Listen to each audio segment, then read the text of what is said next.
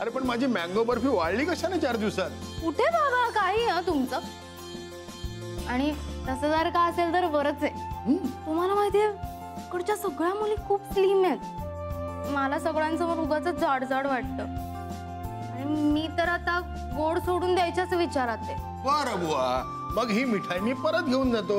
नाही नाही, तसा हा विचार प्रत्यक्षात यायला अजून थोडासा वेळ आहे. बरं, यावेळेला कुठली मिठाई आणली? आपल्या दुकानातली स्पेशल मिठाई आणली आहेत ना? तुला आवडते ती सगळी मिठाई यामध्ये आहे. मी सायलीला सांगितलं तुम्ही आणणार आहात. आणि सायली बनकरला भेटायचं. आपण? मी तिची आई. अच्छा, इथे तुमचं नाव लिहा आणि सही करा. बाबा, सायलीची आई आहे. मावशी नमस्कार, मी रेणुका, सायलीची रूममेट. आणि हे माझे बाबा. नमस्कार. बरं, मी तुम्हाला घेऊन जाते आमच्या रूमवर. चला बाबा, अजून आपल्याला थोडा वेळ आहे. तुम्ही तोपर्यंत आपल्या कॅन्टीन मध्ये बसता का? मी आले. बरं, चालेल. मी कॉल करते तुम्हाला. हो. मॅडम, निघू मी? कधीही मँगो बर्फी हवी असेल तर रेणूकडे निरोप द्यायचा. हो, नक्की नक्की. पण तेव्हा पैसे घ्यायचे. बरं बरं, ठीक आहे ठीक आहे. चला, बॅग द्या ना, मी घेत. नाही, राहू दे अगं. सायली, काय चाललंय? काय नाही ग, एका कस्टमरचा फोन येऊन गेला आता. त्याचे प्रोडक्ट्स लिहून घेते. कंपनीमध्ये रजिस्टर करावं लागेल ना. हे बाबा आले?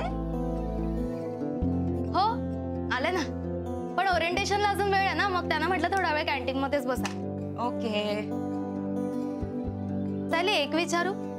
विचार ना. तुला नाही वाटत तुझी आई यायला हवी होती? वाटतं, पण मग तिलाच त्रास झाला असता की नाही, म्हणून म्हटलं नको. पण असं वाटलं ना तुला, म्हणजे एकदा तरी तुझ्या मनात असा विचार आला ना? हो. काय ग, काय चाललंय तुझं? काय नाही, म्हणजे सायली तुझी विल पॉवर आहे ना, ती खूप स्ट्रॉंग आहे. तू जरा जरी विचार केलास ना की ते लगेच होऊन जातं. अगं खरंच, पाहायचं तुला?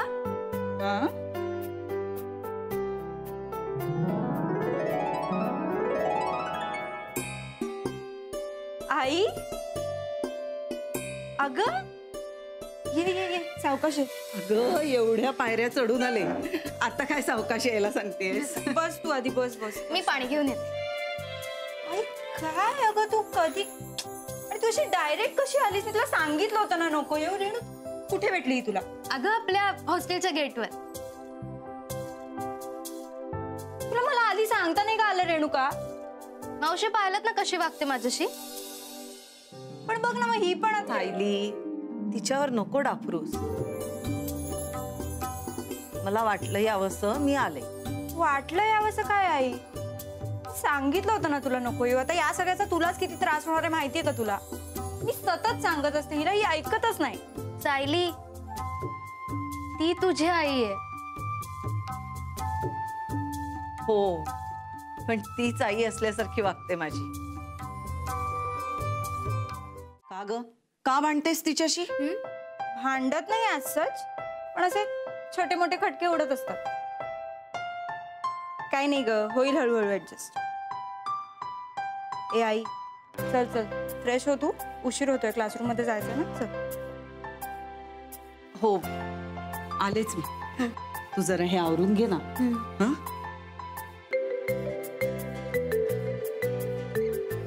हळूहळू ऍडजस्ट करायला तिने इथे राहायला तर पाहिजे. अरे वा, म्हणजे काय रूम बदलून वगैरे घेते की काय ती? नाही, तिने विचारच बदलला. म्हणजे ज्यासाठी आली होती ते कारणच हातून निसटून गेले. मग आता इथे थांबून काय फायदा? ती आज घरच्यांना सगळं सांगून इथून निघून जाणार आहे. काय? ती काय वेडी बिडी आहे का जरा? जाऊ दे ना, तसंही तुला तिचा त्रासच आहे. असं नाहीये अगदीच. हा म्हणजे आमची भांडणं आहेत, पण ते सगळे पर्सनल इश्यूज आहेत. या एका डिसिजनमुळे तिचं अख्खं करिअर पणाला लागणार आहे आणि समहाव मला याचं वाईट वाटतंय.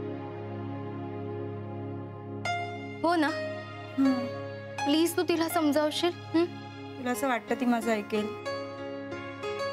मग काय करायचं आपण? I don't know. काय बनवलंय? लोणी पण नाही टाकलंय याच्यात. ए अण्णा, अरे पाणी दे की रे. कुटाणा लावलाय नुसता. नमस्कार. नमस्कार नमस्कार. मी नंदकिशोर भिल्लारे, रायगड. मी अर्जुन पाटील, कोल्हापूर. माझी मुलगी असते या कॉलेजमध्ये शिकायला. वा, माझा मुलगा आहे इथं. बाकी कॉलेज प्रशस्त आहे. हा, कसले काय?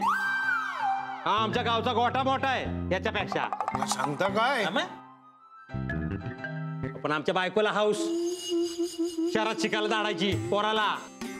आता मला सांगा, गावच्या गोठ्याची सर येणार आहे का ह्या खुराड्याला? हा,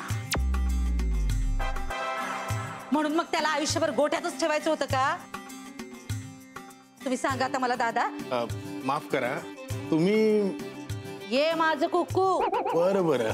पर नुसतं ना आवाला असं काय बी ऐकत नाही. आता घरात एवढा पैसा लागताय तरी पोराला अडण ठेवायचं का? सांगा तुम्ही. नाही नाही नाही नाही नाही, मुलाला तर शिकवायलाच हवं. मग अहो पण आवडी निवडी बघायला नको का पोराच्या? अहो त्याला जे आवडतंय ते शिकणार का नाही ते? नाही हा, हे बरोबर आहे. म्हणजे मुलाला ज्याची आवड असेल ना त्या विषयातच त्याने शिक्षण घेतलेलं बरं. हा. आता आमची रेणू नाही का, तिला पण कबड्डी खेळून कुणाचं भलं झालंय वय? कबड्डी. हा मग नाही नाही, त्या बाबतीत मी पण काही सांगू नाही शकणार. पण मी आज सांगू शकते ना. अहो आमचे सासरे कबड्डी खेळायचे आणि यांना बी भारी हौस कबड्डी खेळायची. पण यांच्या ते पायाचं जरा शॉर्टेज निघालं ना. आता काय सगळं जमून सांगतेस सगळं? मग काय खोटं सांगते का काय मी? म्हणून ह्यांना खेळायला मिळालं नाही. तेव्हा यांनी पोराला ढकलला ग्राउंडवर. नाही नाही, हे चुकीचं आहे. हे चुकीचं आहे. आपण आपली मतं मुलांवर लादायची नसतात. हा, कोण लागतंय? कोण लागतंय? अहो आमचा सम्राट एवढाचा होता तेव्हापासून तालमीत जायला लागलाय. अहो शरीर तर असं कमवलंय मरतानं का ते एकदम रांगडागडीच. दिवसाला 30 अंडी आणि 5 लिटर दूध पितोया असा खोराक आहे त्याचा. का सांगता काय? मला सांगा, इकडे मिळेल का? पर म्या काय म्हणते, करायचं काय असं रेड्यासारखं शरीर कमवून? रेडा म्हणायचं रे, रेडा म्हणायचं. माझ्या कोणत्याच बाळाला रेडा म्हणायचं नाही. मी आधी सांगतो. माझं कोण अरे नाही मेहनत लागते शरीर कमवायला. शिक्षणाला मेहनत लागते. दादा काय करतो? दादा माहिती आहे हा, माझ्या भावाचं नाव नका काढू. तू कुठं गेलं? ते गेलं तुमच्यामुळे. माझ्यामुळे गेलं. तू आलीस वाता भांडायला आणि मी घाबरलो तेवढं घाबरलं. काहीतरी बोलू नका. मग तू बोललीस का बाबांशी विनीत बद्दल? छे, काही नाही बोलले मी. आणि सांगितलं असतं ना तर आतापर्यंत घराच्या वाटेवर असते मी. पण काय माहिती रेणुका, मला ना धीरच नाही झाला बोलायचा. हो ना, मग तू सांगूच नकोस ना. नाही नाही, मी ठरवलंय आता. मी सांगणारच आहे. मला इथं थांबण्यात काही रस नाही आता.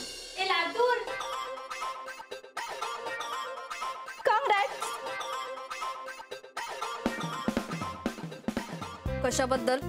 कशाबद्दल म्हणजे? तू परत चाललीस ना लातूरला? चाललीस ना? हो. काही प्रॉब्लेम आहे तुला?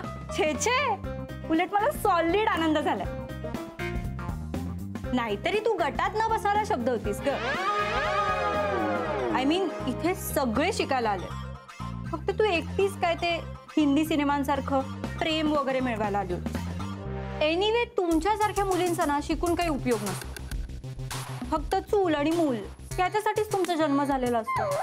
पण ना खरं सांगू का, आता ही मुलं तुमची नाही आहेत, माझी आहेत. आणि त्यांची जबाबदारी ही माझी आहे, कळलं? त्याला मी माझ्या पद्धतीने घडवणार. चूक केली तर रस्टिकेट करणार. मला जाब नाही विचारायचा. तू सांगितलंस नाही. मग आता नको ना सांगूस. सांगावं लागणार.